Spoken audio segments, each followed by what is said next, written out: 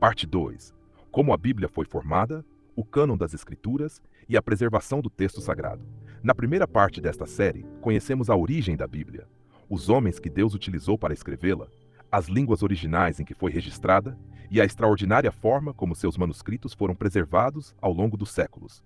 Vimos que a Bíblia não surgiu como um único livro, mas como uma coleção de escritos produzidos em diferentes épocas, por diferentes autores, unidos por uma mesma mensagem.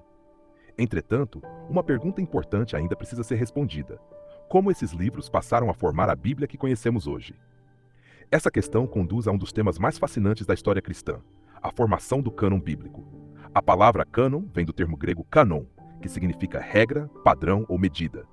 Quando aplicada às Escrituras, refere-se ao conjunto de livros reconhecidos como inspirados por Deus e, portanto, autoritativos para a fé e a prática do povo de Deus.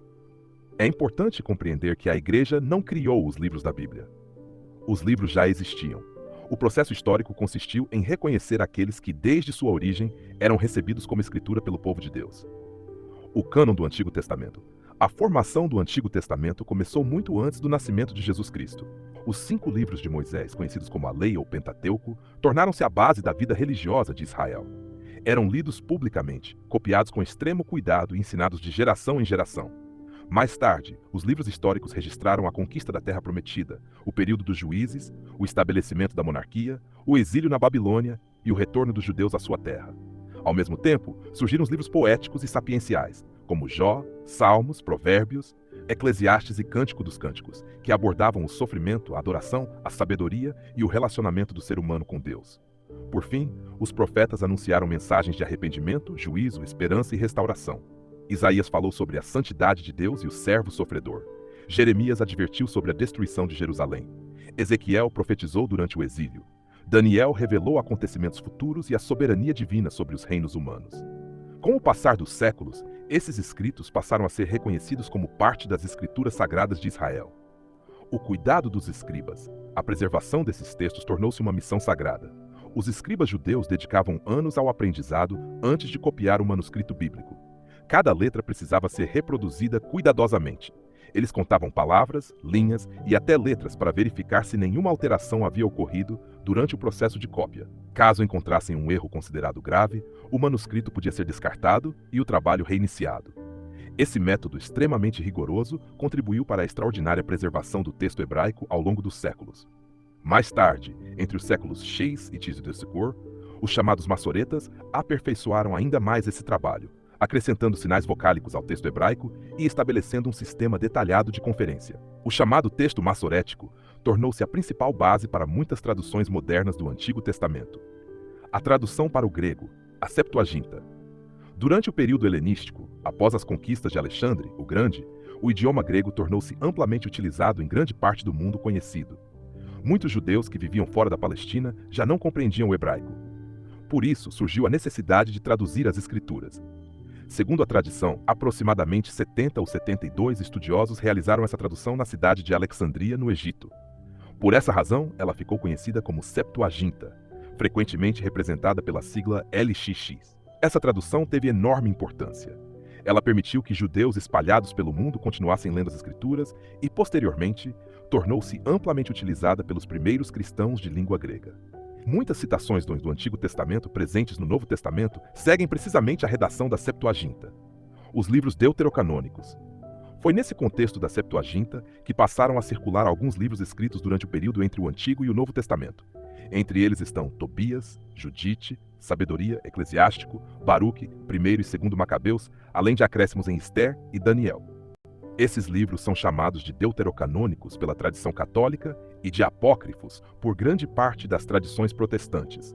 A diferença ocorre porque o cânon judaico tradicional não os incluiu entre as escrituras reconhecidas em hebraico, enquanto a Igreja Católica os recebeu oficialmente como parte do Antigo Testamento em sua tradição. As igrejas ortodoxas também preservam alguns desses livros, embora existam pequenas diferenças entre seus cânones. Apesar dessas distinções, cristãos de diferentes tradições reconhecem a importância histórica desses escritos para compreender o período que antecedeu o nascimento de Jesus. Os 400 anos de silêncio. O último livro do Antigo Testamento, segundo a organização cristã, é Malaquias. Depois dele, inicia-se um período de aproximadamente 4 séculos, durante o qual nenhum novo livro foi reconhecido como escritura no cânon hebraico. Esse intervalo costuma ser chamado de os 400 anos de silêncio. Isso não significa que Deus estivesse ausente ou que nada importante tivesse acontecido. Pelo contrário, grandes acontecimentos prepararam o cenário para a chegada do Messias. O Império Persa perdeu sua supremacia. Alexandre o Grande conquistou vastos territórios e espalhou a cultura grega. Após sua morte, seu império foi dividido entre seus generais. Mais tarde, os judeus enfrentaram severas perseguições sob Antíoco IV Epifânio. Foi nesse contexto que ocorreu a Revolta dos Macabeus, fundamental para a preservação da identidade judaica. Finalmente, Roma tornou-se a grande potência mundial. Estradas foram construídas, o comércio floresceu, o idioma grego era amplamente compreendido. Essas condições facilitariam extraordinariamente a propagação do Evangelho no século I, o nascimento do Novo Testamento. Quando Jesus iniciou seu ministério, não existia um Novo Testamento. Os primeiros discípulos anunciavam oralmente aquilo que haviam visto e ouvido. Eles testemunhavam os milagres de Cristo, falavam sobre sua morte, proclamavam sua ressurreição, explicavam o significado de sua obra. À medida que o cristianismo crescia, tornou-se necessário registrar esses acontecimentos por escrito. Assim surgiram os 4 evangelhos: Mateus, Marcos, Lucas e João. Cada um apresenta uma perspectiva própria sobre a vida e o ministério de Jesus, sem perder a unidade da mensagem central. Mateus escreveu especialmente para leitores judeus. Marcos destacou a ação de Cristo. Lucas apresentou um relato cuidadosamente organizado, baseado em testemunhas oculares. João enfatizou a identidade divina de Jesus. Juntos, oferecem um retrato extraordinariamente rico da pessoa de Cristo. As cartas apostólicas, além dos evangelhos, surgiram as cartas dos apóstolos. Esses escritos respondiam dúvidas das igrejas, corrigiam erros doutrinários, incentivavam os cristãos perseguidos e ensinavam como viver de acordo com o evangelho. O apóstolo Paulo escreveu cartas destinadas a comunidades como Roma, Corinto, Éfeso, Filipos e Tessalônica. Também escreveu a líderes como Timóteo, Tito e Filemon. Pedro, Tiago, João e Judas igualmente deixaram cartas que passaram a circular entre diversas igrejas. Embora inicialmente fossem enviadas a destinatários específicos, logo começaram a ser copiadas e compartilhadas entre diferentes comunidades cristãs. Muito cedo passaram a ser lidas durante os cultos juntamente com as escrituras do Antigo Testamento. Isso demonstra o elevado respeito que já recebiam desde o primeiro século.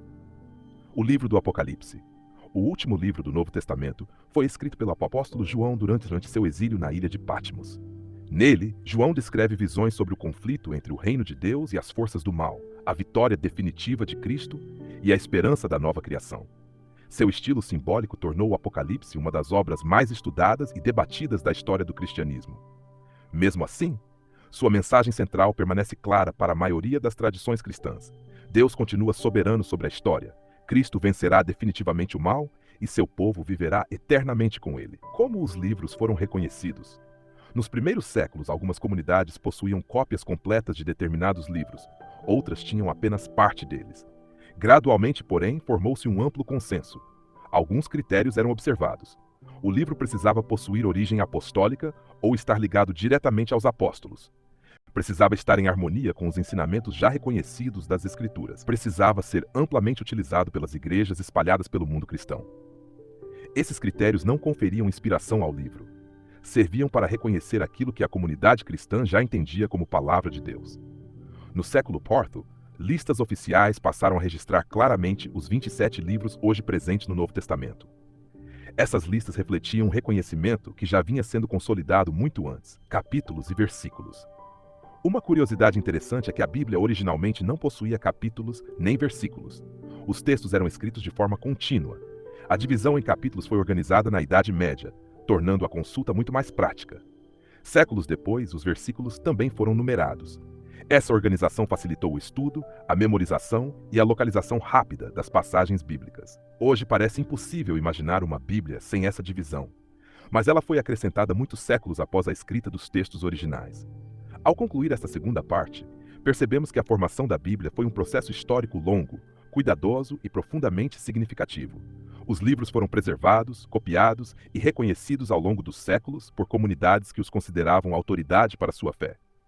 Na próxima parte, acompanharemos como a Bíblia atravessou perseguições, traduções, reformas e descobertas arqueológicas, tornando-se o livro mais difundido e influente da história da humanidade. Na parte 3, veremos como a Bíblia sobreviveu às perseguições, foi traduzida para centenas de idiomas Influenciou a reforma protestante, a ciência, a educação, a arte e continua impactando o mundo até os dias atuais.